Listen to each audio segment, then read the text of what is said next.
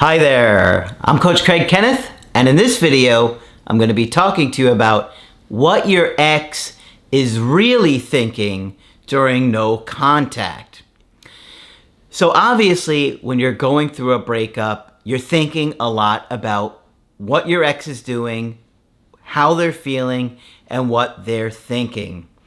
And when you're trying to understand how to navigate things and what to do, you're kind of obsessing about what your ex is thinking, what's going on in their mind, how are they thinking about the situation?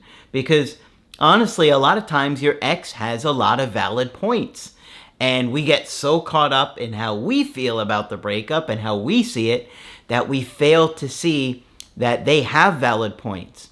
And it's important to understand how your ex is feeling and thinking about things, because if you continue to push your own points, you're just going to feel like a used car salesman trying to push something on them that they don't want, and they're just going to double down on saying they don't want to fix things. So you really got to understand what your ex is going through. And to be honest with you, they're thinking a lot of different things, and they're feeling a lot of different things. And so it's not black and white, because sometimes they can go through all kinds of emotions, even in a several hour span, like you are. Like you're feeling overwhelmed with anxiety and sadness, and you're afraid, right? Well, some of those things impact your ex too. But you're going to see that what happens with the dumper is very different from the dumpee's experience. The power dynamic is so different, where they feel in total control and have all this power, and you feel absolutely powerless. Okay, so you're thinking about them. What are they thinking? What are they feeling? What is this like for them? Are they hurting? Are they struggling? Are they missing me? Are they thinking about me? Well, yes, they are thinking about a lot of different things, even if they aren't going to show it. And believe me, especially early on, they are going to deny it.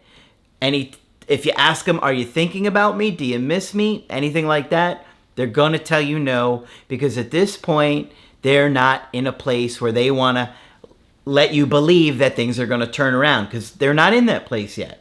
So it's important to understand that trying to get answers from them like, well, do you miss me? Do you think about me? They're probably not going to give you honest answers.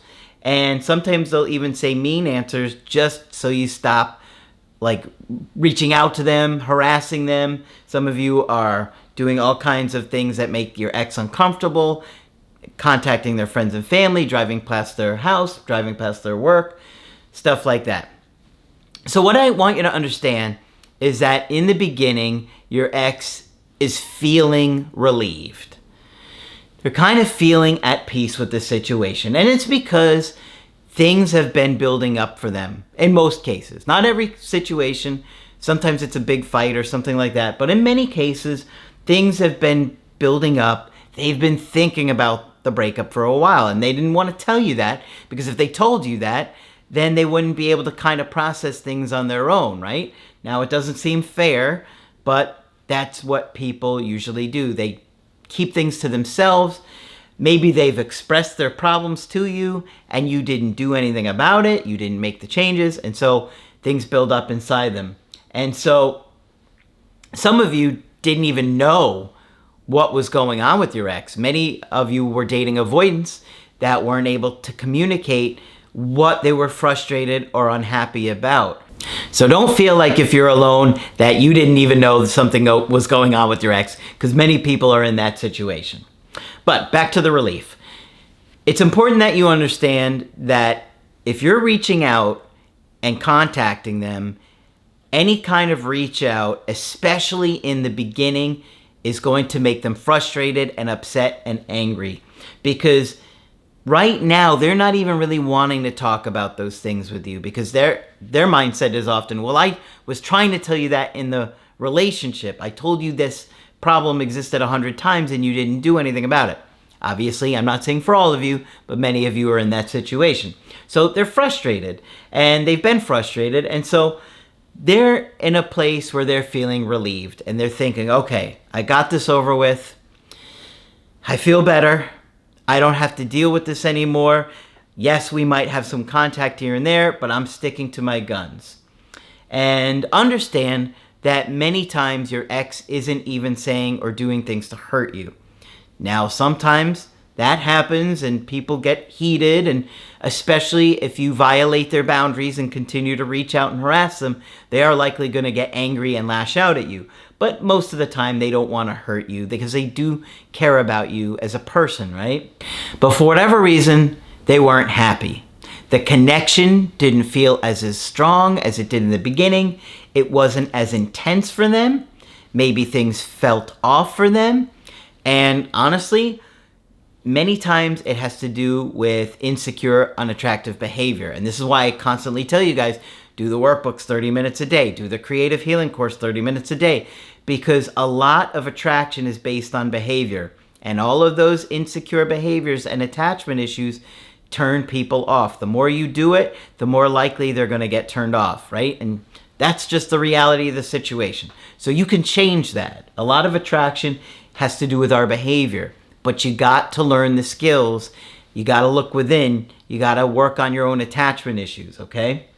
So, for whatever reason, your ex didn't feel like things were going to change. You were going to change, and they just were like, I can't do this anymore. So, that's kind of like the first part of what they're experiencing, is that relief and just this kind of early processing about thinking it wasn't going to work out, thinking about the problems about the relationship, and they had to end things. So you may have heard us use the term separation elation before. We've talked about it on other videos, particularly on the main channel. If you haven't found my main channel yet, we have like 1,200 videos on there already, so you can check that out too. But in this early stage of separation elation, they're not going to want to talk to you about repairing things. In most cases, it's too early. They're still relieved. They're still set in their decision, and they're still being very decisive in not wanting to fix things. You're at the very opposite ends of the spectrum, okay? You're devastated, and they are feeling that relief. Doesn't stay like this forever in most cases. So, what you have to do, you got to leave them alone. I wouldn't write a handwritten letter. I wouldn't send a clean slate message. I wouldn't send a good reminder text. The most powerful thing you could do is allow them to experience the loss. Let them feel separation anxiety like you're feeling right now. Okay? That is the most powerful thing that they can experience. And so, while they're in that no contact, and initially the relief allows them some space to kind of be like, okay, they can kind of start to think about things, okay? That allows them time to see things more clearly, okay? They can see the problems more clearly. They're able to think about, specifically, what was I unhappy about? Why was I unhappy about this particular thing? Maybe they have more of an anxious attachment style, and so they were constantly feeling like they were neglected by you. Maybe they were more of an avoidant and they were feeling a lot of pressure from you. Oftentimes, we see those kind of issues pop up. But it's usually not just one thing. Obviously, relationships are complicated. But particularly in the beginning, they are not fearing losing you. Especially if you've been doing all these things to make an effort to try and repair the connection. They wouldn't think they're going to lose you because you've made an effort. Makes sense, right? So they're not really worried and stressed like you are, especially when they're feeling relief and it's just early on in the breakup. So when you stop reaching out, you've got to work on yourself. You have to. It's absolutely critical. I can see it in the people that I talk with. I can see who's extremely motivated and who's not. And I know the consequences of it because when your ex comes back, they are going to test you in various ways that you're not going to be ready for. They want to see that things are going to change, not that you're going to tell them they're going to change. That's not going to work. It's going to make them angry because you're going to fail the test at some point and they're going to lash out at you when you do. So you really want to reflect on your own attachment issues, your mental health. I highly recommend you find a local therapist. Check out my workbooks and my course. They're all centered around helping you prepare to have a healthy relationship with them. And if they don't come back, to blow away the people that you date. That's what we're about here. Because ultimately, we can't control somebody else and what they're going to do. And so your ex may never come back. And I would never tell you that they're definitely coming back, because that's a lie, right? We don't know. But what we do know is we see a lot of people come back, and we see what works and what doesn't work. And we help you strategize for your unique situation. But when you stop reaching out and you move forward with your life in a healthy way, that removal of attention is going to cause them to see it, to feel it, and to notice it. And that makes them start to feel the loss. Over time, your ex is going to start feeling that space, which will ideally create anxiety in them. Now, when they start to get anxious about you, they're going to start to get... What I've seen is that over time, that person starts to think about your routine with them, what life was like with them, when they heard from you, when they didn't hear from you. And as they notice more and more, you're not reaching out at those times, or they know where you're at Thursday night at a certain time, you do a particular thing, or you go to a group, or you go to whatever. They know your routine, and they start to wonder, are you at that thing? I wonder what you're doing. I wonder where you're at. I wonder if you're on dates. And they kind of think about the schedule and the routine you had with them, and it impacts them. Boy, every other Saturday we went to his family's for dinner. That would have been today. Wow. I can't believe it. I wonder if he's there. Stuff like that. And they start to miss those things. And that gives them space and time to reflect upon not only what you did wrong in the relationship, but what they did wrong in the relationship. And they're going to start to wonder over time, like, maybe that wasn't such a big deal. Maybe I blew that out of proportion. Maybe you have these flaws, but they weren't that bad of flaws. I'm seeing these new people, and their flaws are even worse, right? So they're going to kind of process a lot of things. And when you're not reaching out, they're constantly starting to look at your social media, look at your friends' social media, and try and figure out what's going on with you.